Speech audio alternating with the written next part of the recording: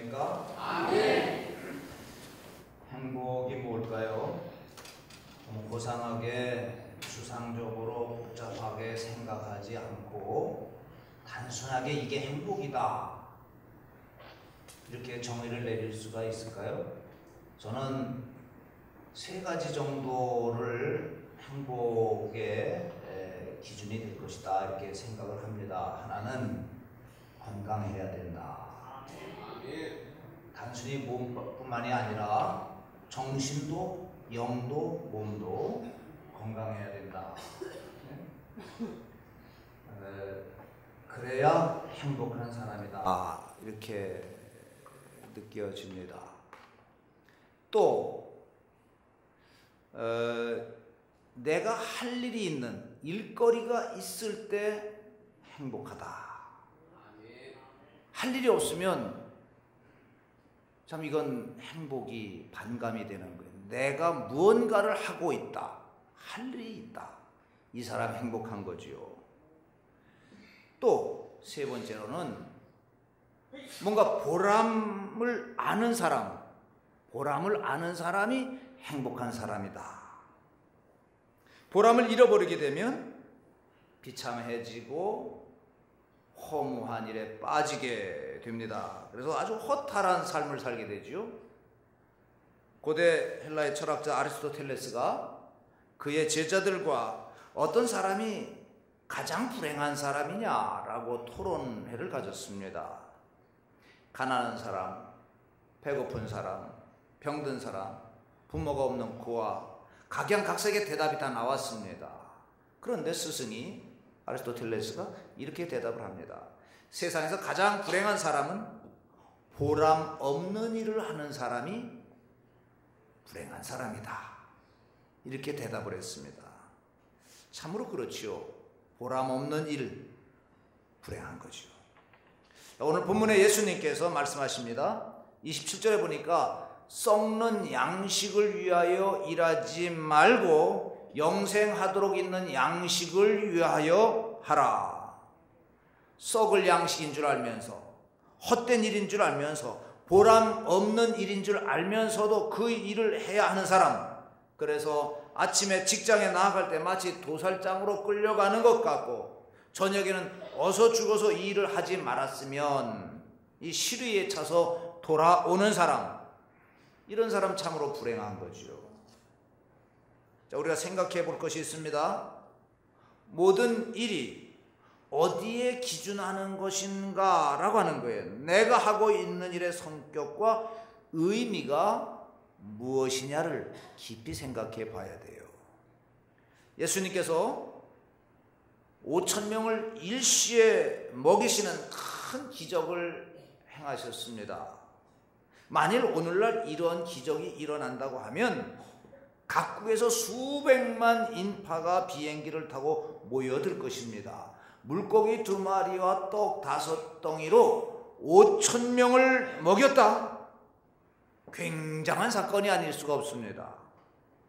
이 사건 후에 예수님을 따르는 사람들이 부쩍 늘었습니다. 이리저리 밀려 쫓아다니는 사람들을 보시고 예수님이 이렇게 말씀하셨습니다. 이 사람들이 나를 따르는 것은 이 표적의 의미를 보고 따르는 것이 아니라 먹고 배부른 까닭이다. 내가 주는 그 떡을 먹고 배부른 까닭이다. 떡 한 조각을 얻어 먹겠다고 모여드는 사람들, 그 신기한 떡을 한번 먹어보겠다고 모여드는 사람들을 보시고 하신 말씀이 오늘 우리가 읽은 말씀입니다. 썩을 양식을 위하여 일하지 말고 영생하도록 있는 양식을 위하여 하라. 한 번 먹고 또 배고프게 될 빵을 얻어 먹기 위해서 나를 따르지 말고 영원한 양식, 영원한 생명의 진리를 위해서 나를 따르라. 이렇게 말씀하신 것입니다. 주님을 따르는 일의 의미가 바로 여기에 있는 것입니다. 내가 오늘도 교회에 나온 목적이 무엇입니까? 하찮은 세상일, 세상적인 명예, 세상적인 것들을 구하기 위함입니까? 또 내가 오늘 사는 생의 의미는 무엇입니까? 썩을 양식을 위해서 일하지 말고 영원한 것, 영원한 가치를 위해서 일을 해라 라고 주님은 말씀하셨습니다. 그러니까 이 말씀을 듣고 가만히 있던 제자들이 주님께 이렇게 묻습니다. 선생님, 우리가 어떻게 하여야 하나님의 일을 하오리까? 무엇을 하여야 하나님의 일을 할 수가 있는 것입니까? 어떻게 해야 참으로 하나님을 해야 되게 하는 것입니까? 이것입니까? 저것입니까? 무엇입니까? 자, 이에 대해서 예수님은 정말 엉뚱한 대답을 하셨어요.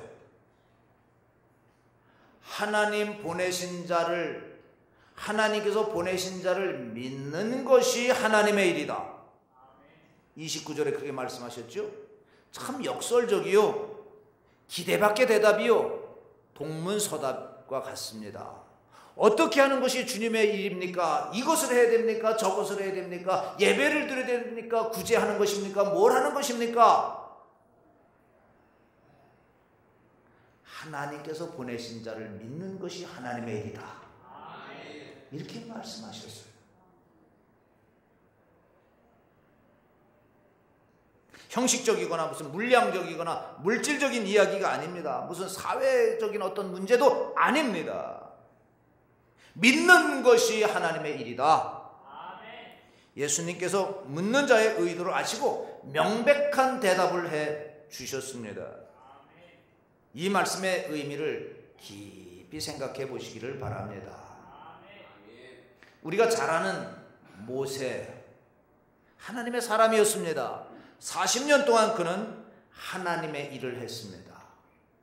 이스라엘 백성을 애굽에서 건져내는 소중한 역사를 이루어냈습니다. 기적의 사람 아닙니까? 그러나 모세가 하나님의 일을 했는지 자신의 일을 했는지 깊이 생각해 보시기 바랍니다. 가데스바네아에서의 일입니다. 백성들은 그 많은 기적을 체험했습니다. 기적으로 하나님께서 낮에는 구름 기둥으로 뜨거운 태양을 막아주시고 밤에는 뜨거운 불기둥으로 그 사막의 추위를 막아주시고 또 만나와 메추라기로 그들을 40년 동안 먹여 살리시면서 광야를 지나오게 하셨습니다. 근데 그들은 그 은혜를 깨닫지 못했어요.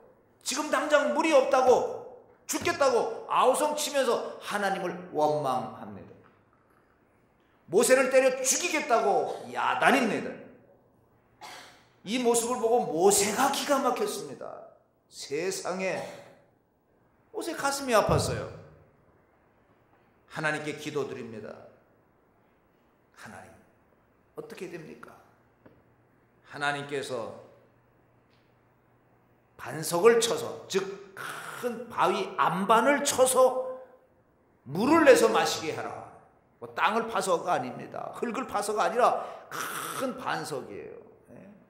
그것을 쳐서 물을 내서 저들을 마시게 하라. 모세는 백성들을 반석 앞에 모아놓고 반석을 칩니다. 원망하는 너희를 심판하지 아니하시고 긍휼히 여기사 오늘 하나님께서 너희들에게 생수를 주시느니라 받아 마셔라. 하나님께 감사하라. 마땅히 이렇게 말하고 조심스럽고 두려운 떨림으로 반석을 쳤어야 되겠지요. 그러나 모세는 그렇게 하지 못했습니다.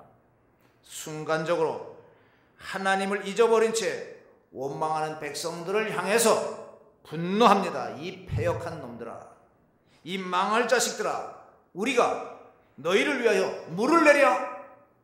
고함을 치면서 반석을 내리칩니다. 이 이야기가 완전히 달라진 거예요.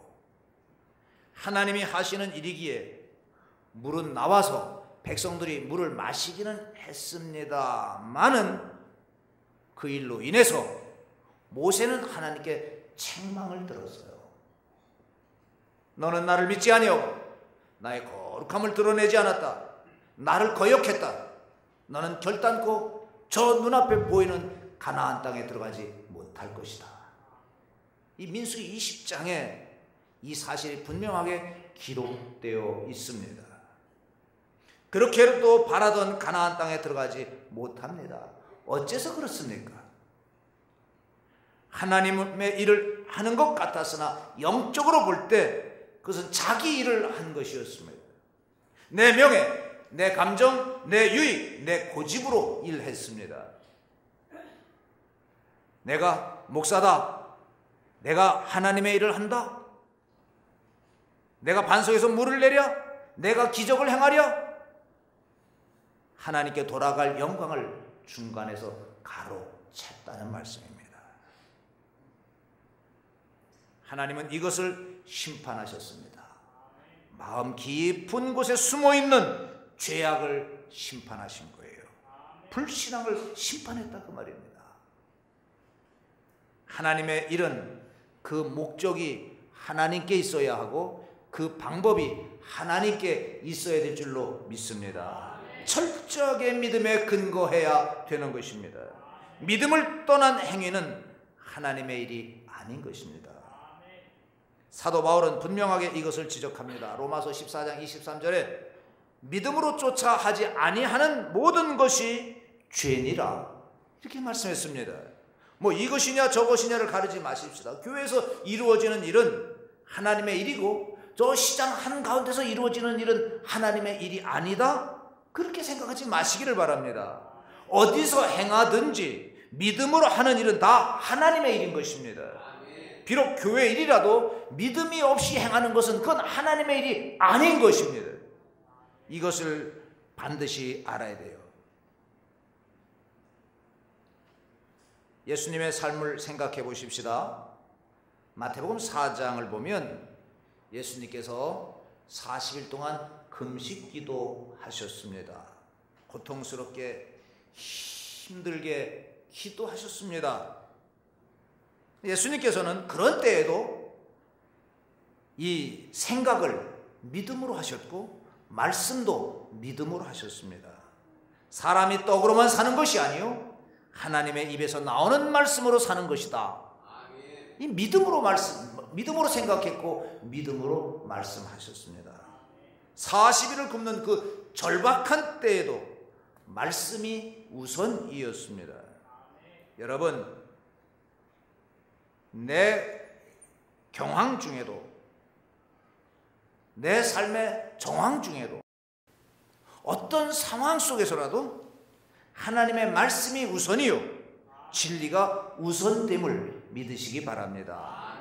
내 생각, 내 판단, 내 감정, 내 정서가 우선이 되면 하나님의 일이 아닌 것입니다. 간혹 가다 보면 우리가 주님의 일을 하다 보면 수틀린다고, 감정 상한다고, 내 기분 아니라고 그냥 내집어 던지는 사람들 종종 있습니다. 아닙니다.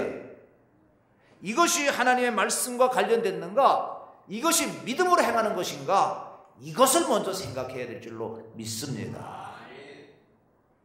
뭐 반드시 그러시라고 하는 말씀은 아닙니다만은 이 권면하고 싶은 일이 있어요. 겪어보니까 결혼 주례를 주로 언제 하냐면 그 바쁜 시간, 사실 목회자가 가장 바쁜 시간, 가장 긴장된 시간이 토요일이거든요. 예배 준비해야 되니까 가장 긴장된 시간인데 이때 이제 주례를 해요. 주례 부탁을 합니다. 뭐 우리 성도가 결혼식 하는데 주례 안 해줄 수 있습니까? 하지요. 근데 결혼하다 보면 뭐가 그렇게 급한지 빨리 끝내주세요. 빨리 끝내주세요. 그것도 또 본인이 부탁을 이렇게 간접적으로 하다가 이젠 또 그 예식장 직원한테 부탁을 해요. 아주 압박을 해요. 목사님 30분 안에 끝내주세요. 시간 딱 갖다 놓고 제 코에다 딱 내밀면서 30분 안에 끝내주세요. 내 맘입니다. 제가 그렇게 얘기를 합니다. 내 맘입니다. 그랬더니 이 직원이 이렇게 놀라고, 목사님 그러지 말고 걱정하지 마세요. 줄에 한두 번 쓰는 거 아니니 다 감안해서 하니 그 안에 충분히 끝나니까 다른 여타의 시간만 빼서 먹지 않기만 해주세요. 걱정하지 마시라고. 이제 결혼식이 끝났습니다. 당연히 신혼여행을 가야 되잖아요. 이 사람들이 거의 다가 언제 가냐면 끝나자마자 달려가 나가요. 뭐 이렇게 급한지 천천히 가도 될 텐데 그냥 토요일 날 그냥 룰루랄라 하고 그냥 떠나가 버려요. 뭐 그곳에 가서 주의를 지키겠다는 거예요. 지키는지 안 지키는지 어떻게 합니까? 가버립니다. 그런데 간혹 토요일에 결혼식을 올린 부부가 주일날 와서 예배를 드립니다. 지난 주에 줄에 섰던 그 친구 주일날 여기 와서 예배를 드렸잖아요. 그리고 주일날 예배 마치고 제 방에 와서 인사를 해요. 아니 안 갔어? 그랬더니 주일날 예배 드리고 가야지요. 얼마나 이쁜지 몰라요. 그래서 어디로 가는데? 유럽 프라하로 갑니다. 그래, 좋은 데로 가네. 참 주일 지키고 가니까 얼마나 예쁜지 몰라요. 기특하잖아요. 그래서 그 사람들이야말로 제가 특별히 마음속으로 기도를 많이 하는 하나님 이들에게 복을 많이 내려주세요. 세 배, 네 배로 충만하게 내려주세요. 아들도 많이 낳고 딸들도 많이 낳아서 3명 이상, 5명 이상 이렇게 낳게 해주세요. 더블로 복을 받게 해주세요. 물질도 많이 얻게 해주세요. 하나님 앞에 예배 드리는 것이 먼저다 그 말이에요. 어차피 평생 함께 살 텐데 신혼여행 그리 서두를 게 어디 있어요. 주님 앞에 예배 드리고 경건하게 예배 드리고 가도 늦지 않다 그 말이에요. 그러니 축복을 더 해줄 수밖에 없잖아요. 프라이어리티가 뭐냐, 우선순위가 뭐냐, 그의 나라와 그의 의, 하나님의 뜻과 하나님의 말씀, 그 구원, 그것이 먼저인 것입니다. 여러분은 무엇을 앞세우고 계십니까? 이에 따라서 하나님의 일이 되기도 하고 하나님의 일이 아닌 것이 되기도 하는 것입니다. 다시 한번 오늘의 말씀을 자세히 살펴보십시다. 믿는 것이 하나님의 일이다. 보내신 자를 믿는 것이 하나님의 일이다. 얼마나 소중한 말씀입니까? 신학적인 이야기를 조금 해보겠습니다. 유대 사람들은 최고의 가치 있는 일이 뭐냐? 공로를 세우는 것이다 라고 생각을 합니다. 의를 이루는 것이다. 죄 짓는 일이야 물론 마귀적인 것인가 거론할 것도 못 됩니다. 하나님의 영광을 위해서, 하나님의 뜻을 위해서 선이든 구제든 봉사든 열심히 합니다. 하나님 나라를 위해서 합니다.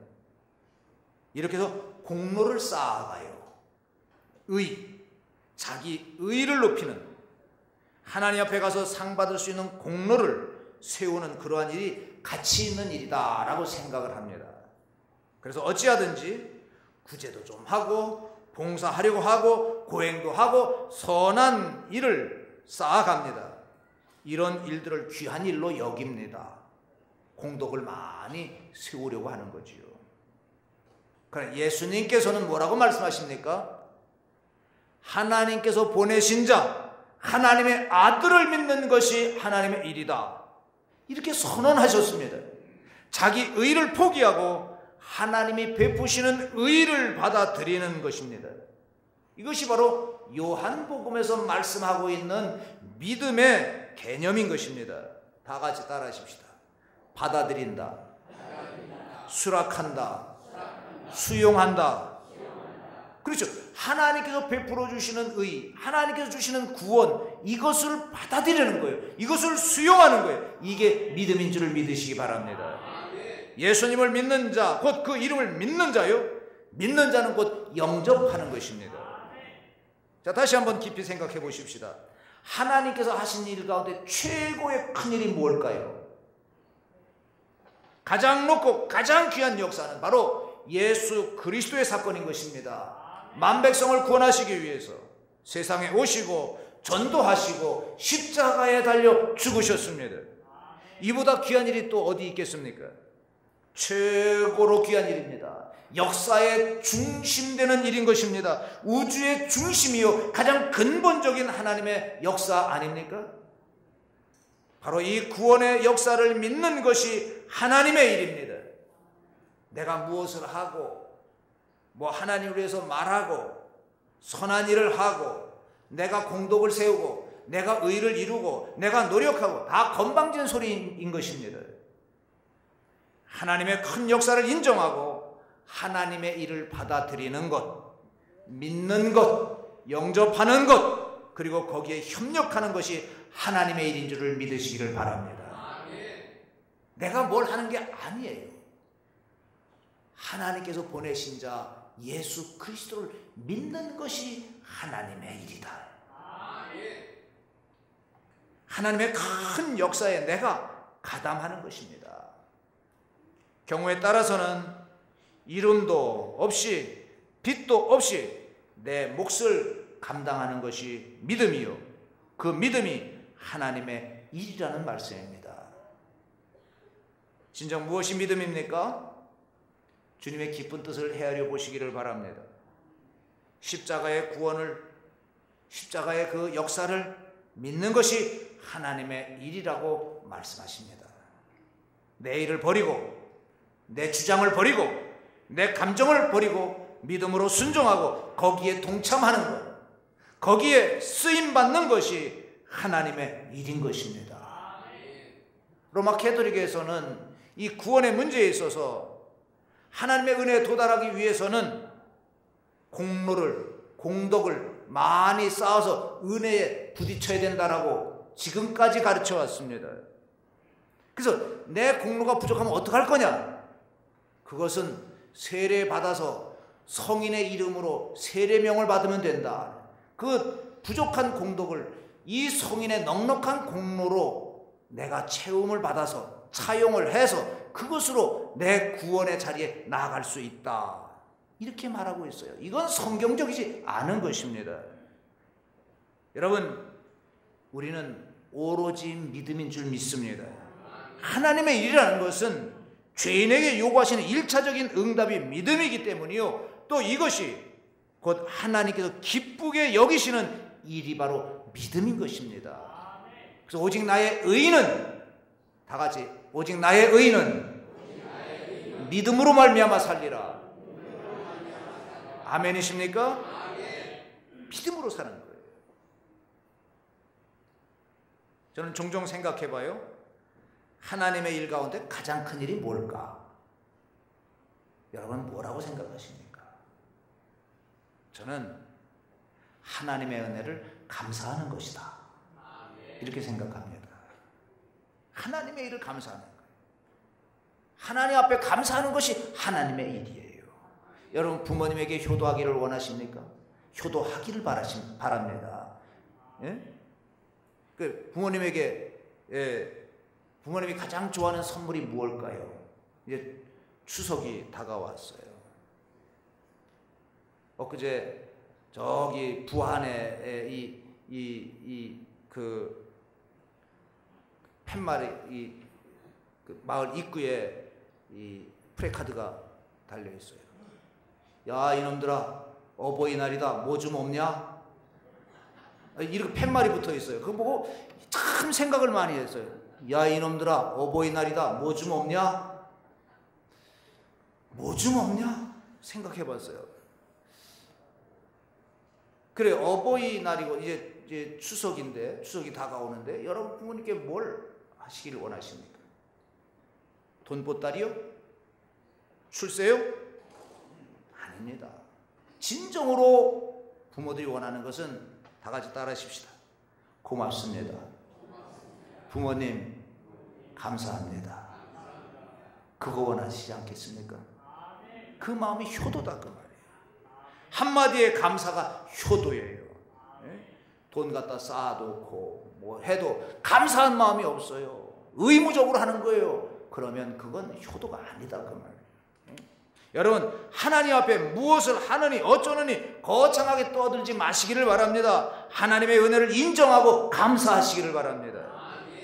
선을 행한다는 것이 무엇입니까? 어떻게 하는 것이 하나님의 일입니까? 궁극적으로는 하나님을 영화롭게 하고 하나님을 찬양하는 것입니다. 이것이 가장 높은 하나님의 일이에요. 하나님 나라에 가서도 영원히 계속할 하나님의 일입니다. 하나님의 은혜에 감사하고 구속함을 찬양하시기를 바랍니다. 나를 선택하시고 사용하시는 하나님께 감사하며 그 역사에 내 몸과 마음을 바치는 것, 이것이 하나님의 일인 것입니다. 엊그제 이 환자들을, 병상에 누워있는 분들을 몇 번 이렇게 신방을 하면서 이제 차 속에서 우리 목회자님들끼리 이렇게 신방을 했어요. 하면서 이런 얘기 저런 얘기를 하는 가운데 순복음교회, 여의도 순복음교회에 관한 얘기가 나왔습니다. 뭐 조윤기 목사님에 관한 얘기가 아니라 거기 이제 부교육자들에 대한 이야기가 나왔습니다. 뭐 그런 얘기예요. 뭐라고 얘기하냐면 그 교회는 뭐 담임 목사님 신방을 못하고 전부 부교육자들이 신방하지 않습니까?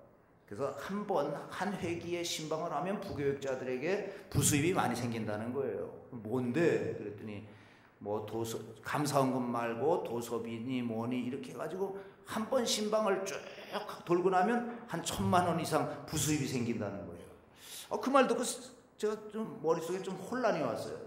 그래서 부럽냐? 이렇게 물어봤어요. 부럽냐? 뭐 부럽다기보다 그렇다는 얘기입니다. 그렇게 얘기를 해요. 그래서 제가 그렇게 얘기를 했습니다. 나는 하나님께서 이 못난 인간을 들어서 하나님의 일을 하라고 하신 것에 대해서 나는 감흡할 따름이다. 감흡할 따름이다.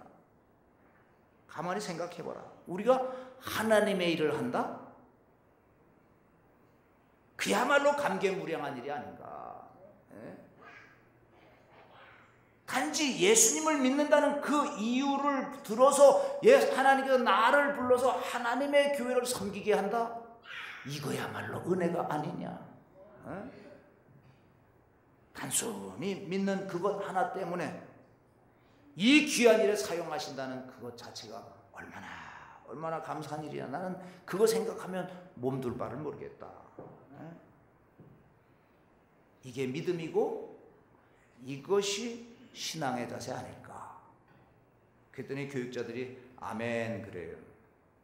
그래서 하나님의 교회, 천광교회에서 함께 동역하고 있다. 천광교회를 섬기고 있다. 이것만으로도 우리는 감사하고 자긍심을 갖고 일하시기를 바랍니다. 그래 얘기를 했어요. 그랬더니 우리 부교육자님들이 아멘 그래, 아멘 그래. 그렇지요. 그것이 그 은혜 감사하고 하나님이 나를 들어 하나님의 일을 하게 했다고는 그걸 생각하면 얼마나 감사하냐. 외적인 거, 뭐 물질적인 거 그거 아니다. 그러면 하나님이 나를 사용하신다. 여러분, 하나님의 뜻이 어디 있습니까? 하나님의 일이 무엇이겠습니까? 오직 믿음입니다. 믿음으로 하는 거예요. 비로소 하나님의 일이 있는 것입니다. 내가 나로서 오늘 해야 할 하나님의 일이 무엇이겠습니까? 시장에서든지 가정에서든지 직장에서든지 교회에서든지 어디서든지 믿는 것이 하나님의 일이다. 하나님의 크고 놀라운 구원 사역에 내가 동참하게 되었다는 이 신앙을 가지고 나를 구속하시고 나를 불러 하나님의 종 삼으시고 그리고 나를 통해서 오늘도 역사하시기를 원하시는 이 하나님 앞에 겸손함과 순종하는 마음을 가지고 나아갈 때 비로소 하나님의 역사가 이루어질 줄로 믿습니다. 이것은 목회자를 향한 것뿐만이 아니라 우리 모두를 향한 것입니다. 거기에 나를 조용히 바쳐 순종해 나아갈 뿐입니다. 어떻게 하여야 하나님의 일을 하오리까 묻는 제자들에게 하나님께서 보내신 자를 믿는 것이 하나님의 일이다. 대답하시는 주님의 놀라운 뜻을 깊이 깨닫고 여러분의 믿음을 새롭게 하시기를 주님의 이름으로 축원합니다.